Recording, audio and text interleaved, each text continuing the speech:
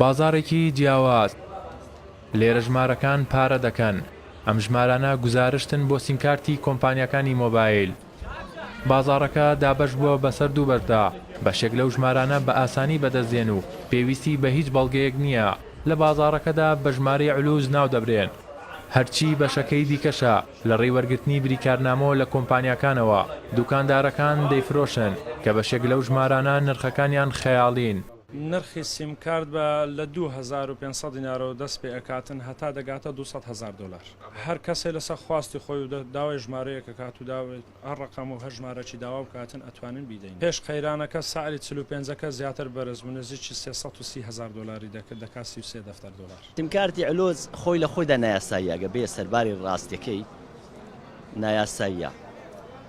بەڵام هۆکاری فرۆشتنەکەی لە بیدایەتی کە ئەو یاسایی لە پەرلەمان دەرچووە لە هەولێر کاری لەسەر نەکراوە. خەڵکەکی زۆریش بژێوی لەسەر ینی زیاتر لە 5,000 عائیلە دەتوانم بڵێم بژێوی لەسەر ئەو سیمکارتەیە. سیمکارتی سوتای بۆ نمونە تاریخ بەسەر چوو دەدەنە خەڵکی بیانی. سیمکارت بە پارە نییە ینی هۆکاری مشکلی زۆر پێکردنیش هەر ئەو هۆکارەیە کە بە بەلاشە. چەند ساڵێکە ئەو ئیشاکەم زیاتر ئەگە بڵێم بۆ 10 ساڵ دەسێ ئیشاکەم لەوانەیە نەتوانم وە لەو کات و زروفەیدا ئیشەکەی خۆم بگۆڕم و لە شوێنێککە ئیش بکەم بناسێت. ناڕێکی فرۆشتنی ژمارەی هێڵەکانی پەیوەندی دابەشبوونی بەسەر دوو بەشدا دەبەمە لای ئەو لیژنەی قایمقامەتی قەزای ناوەندی هەولێر کە ماوەی چەند مانگێکە لەگەڵ هێزە ئەمنیەکان بۆ ئەو بازارە پێکیان هێناوە. بەڵام تا ئێستا ڕێنماییەکی تایبەت و ڕێک و پێیەک داننراوە بۆ فرۆشتنی ئەو ژمارانە. ئەو بازارێکی ئێستا هەیە پێویستە ڕێک بخرێتەوە، پێویستە بڕیارێک دەربچێتن هەموو کوردستان بگرێتەوە نەک تەنها شاری هەولێر. هەموو دەستگاکانی ئەمنی بە هاوبەش لەگەڵ کۆمپانیاکان پلانێکی یەک پلان هەبیتن بۆ فرۆشتنی جیتسۆنیەتی فرۆشتنی سیمکار وەکو هەموو وڵاتانی پێش دنیا.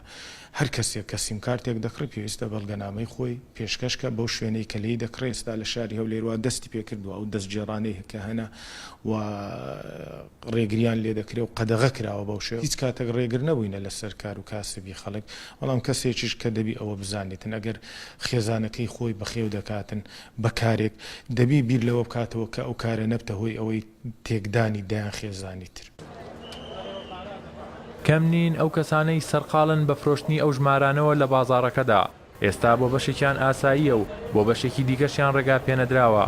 ئەوەش پرسیاری لای ئەو فرۆشیارانە دروست کردووە. گەورەتر لەو بابەتەش گرانی نرخی هەندێک سیمکارتە کە سنووری خەیاڵیان تێپەڕاندووە. دیاری شێخە، کوردستان 24 هەولێر.